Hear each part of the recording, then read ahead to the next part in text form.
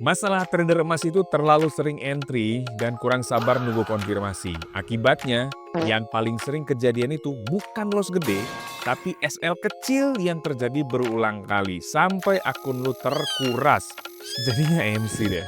Dan yang paling bikin mental hancur setelah lu kena SL, harga malah jalan persis ke arah analisa lu. Kalau hal ini sering lu alamin pas trading emas, jangan skip, tonton video ini sampai habis. Coba jujur sama diri lu sendiri, waktu trading emas pernah nggak ngalamin kayak gini? Harga kelihatan konsolidasi, range makin sempit, terus tiba-tiba break dikit. Lu mikir, wah ini dia di breakout-nya. Lalu langsung entry. Baru jalan beberapa pip, balik kena SL. Dan yang bikin emosi, nggak lama kemudian harga beneran breakout, tapi lu nggak ikutan. Atau skenario kedua, lu udah trauma fake breakout, harga tembus, tapi lu nunggu konfirmasi. Nunggu lagi, sampai ternyata harga udah lari jauh. RR jelek, lu skip trade, hilang peluang. Itu semua terjadi karena lu nggak punya patokan area breakout yang jelas. Yang bikin lebih parah, kebanyakan trader emas ngerasa masalahnya di diri mereka sendiri. Ngerasa, kayaknya gua kurang disiplin deh, kayaknya gua kurang sabar deh, kayaknya mental gua jelek deh. Lu tahu lu perlu nunggu breakout, tapi breakout yang mana? Ditebus dikit udah breakout. Atau harus nunggu close? Close di mana? Akhirnya apa? Lu entry berdasarkan feeling. Feeling lagi enak, entry. Feeling ragu, skip. Tradingnya jadi emotion based, bukan system based.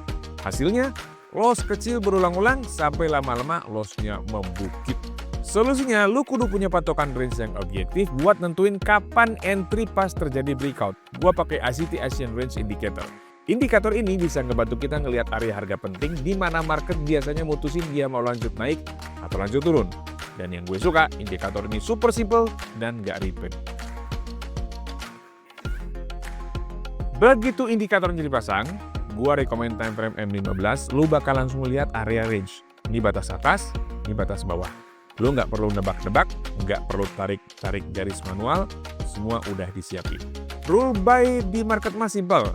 Buy setelah candle close di atas range. Ingat ya, close bukan cuma wick. Stop loss taruh di bawah range dan take profitnya pakai RR 1:1 dulu. Rule sell kebalikannya. Sell setelah candle close di bawah range bawahnya. SL-nya di atas range dan TP-nya 1:1. Nggak ribet, nggak pakai feeling-feelingan, tapi ada satu hal yang perlu catat, usahakan nggak ngebiarin posisi mengalami overnight. Close posisi selambat-lambatnya menjelang penutupan perdagangan hari itu atau di pembukaan perdagangan hari berikutnya. Contoh kasus pertama, kita mulai dari kasus buy dulu. Garis range udah muncul, terus tunggu breakout. Harga close di atas range, bisa buka posisi buy dengan SL di bawah range. TP-nya sesuaikan dengan risk reward ratio 1:1 ya. Nah, di sini kelihatan harga belum nyampe TP saat hari perdagangan berganti. Artinya, posisi ini harus sudah di-close berapapun keuntungannya. Contoh kasus kedua, pastikan garis range udah muncul, terus tunggu breakout. Harga close di atas range dan ini berarti bisa buka posisi buy dengan SL di bawah range. TP-nya sesuaikan dengan risk reward ratio 1:1. Contoh kasus ketiga, pastikan range-nya udah muncul, terus tunggu breakout. Harga close di atas range. Bisa buka posisi buy dengan SL di bawah range. TP sesuaikan dengan risk reward ratio 1:1.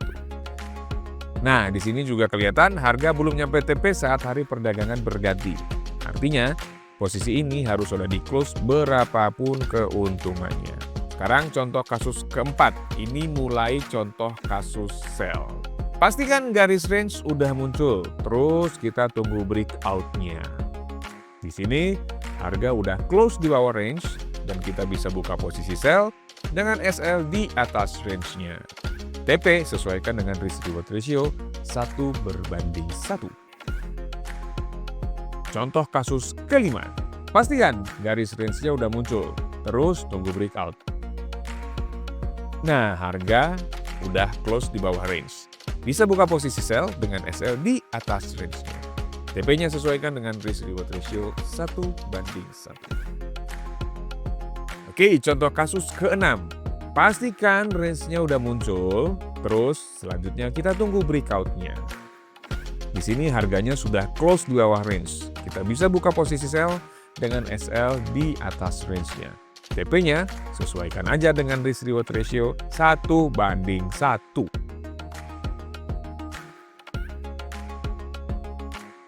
Strategi ini punya kelebihan dan kekurangan.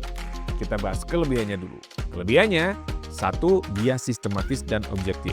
Jadi lo nggak perlu nebak-nebak lagi, karena range atas dan bawah udah ditandain otomatis.